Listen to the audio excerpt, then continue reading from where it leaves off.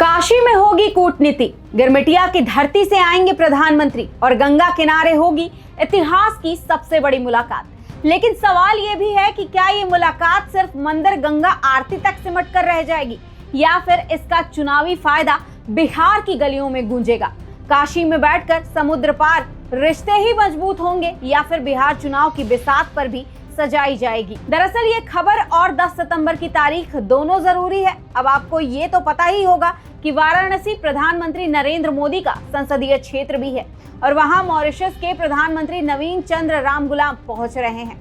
वो शख्स जिनकी जड़ें बिहार और उत्तर प्रदेश की उसी मिट्टी से जुड़ी है जहां से अंग्रेजों ने गिरमिटिया मजदूर बनाकर मॉरिशस भेजा था। अब उसी मिट्टी के बेटे भारत आ रहे हैं और काशी की धरती पर मोदी जी से मिलेंगे।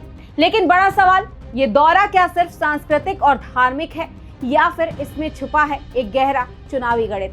अब आपको 1834 की वो तारीख याद दिलाते हैं जब 2 नवंबर 1834 को एटलस नाम का जहाज कोलकाता से चला और मॉरिशस पहुंचा, जिसमें 36 मजदूर जो कि ज्यादातर बिहार और यूपी से अंग्रेजों के एग्रीमेंट पेपर पर अंगूठा लगवा कर लेके जाए गए।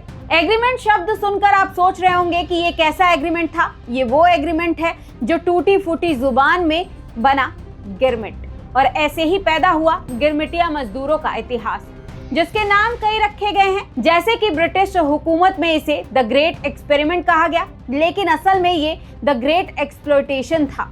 अब आपको बताते हैं कि ये शुरू कब और कैसे और कहां से हुआ।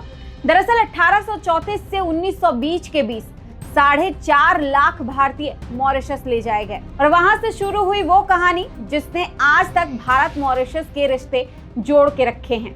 अब वापस भारत दौरे पर और पीएम मोदी से मुलाकात पर लौट कर आए तो नवीन चंद्र रामगुलाम उन्हीं मजदूरों के वंशज हैं, जिनके पिता शिवसागर रामगुलाम गिरमिटिया मजदूरों की संतान, जिन्होंने अंग्रेजों के खिलाफ आवाज उठाई और 1968 में मॉरिशस को आजादी दिलाई और आज वही परिवार मॉरिशस की सत्ता में है।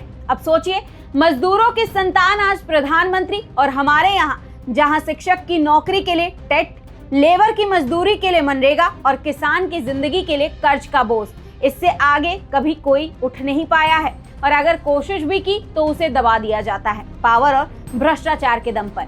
अब सवाल उठता है कि जब गिरमिटिया मजदूरों के वंशज मॉरिशस में प्रधानमंत्री बन सकते हैं तो भारत के असली मजदूरों की औलाद आज भी मजदूर ही क्यों रह जाती है? क्या हमारा लोकतंत्र सिर्फ नारेबाजी और जुमलेबाजी का मजाक बनकर रह गया है? खैर, इस दौरे की अपनी अहमियत है। अब बता दें कि वाराणसी में मॉरिशस पीएम काशी विश्वनाथ और बाबा काल भैरव मंदिर में पूजा करेंगे। वहीं सारनाथ और बीएचयू का भारत कला भवन भी देखेंगे। इसके साथ ही शाम को गंगा आरती में भी शामिल होंगे।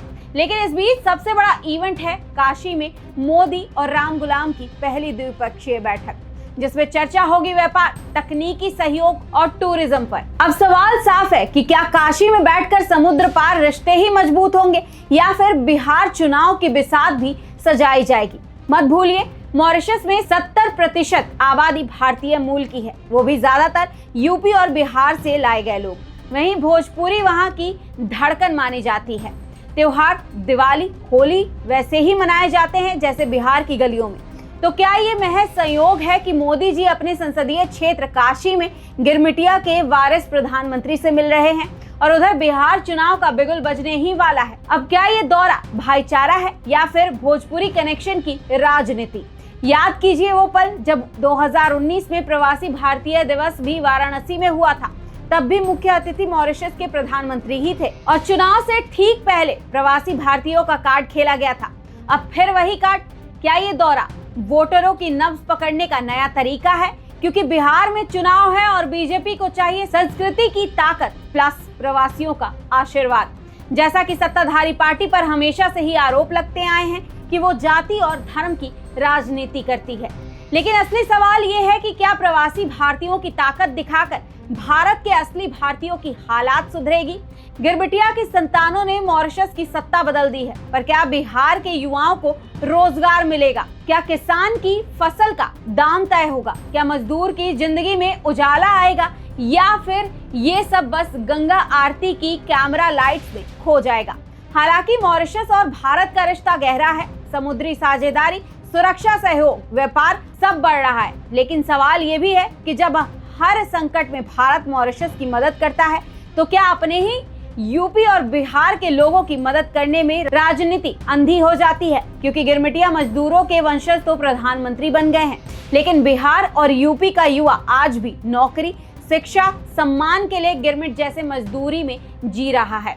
तो क्या 10 सितंबर की ये मुलाकात भारत मॉरिशस रिश्ते का नया अध्याय होगी या फिर बिहार चुनाव का नया अध्याय लिखेगी?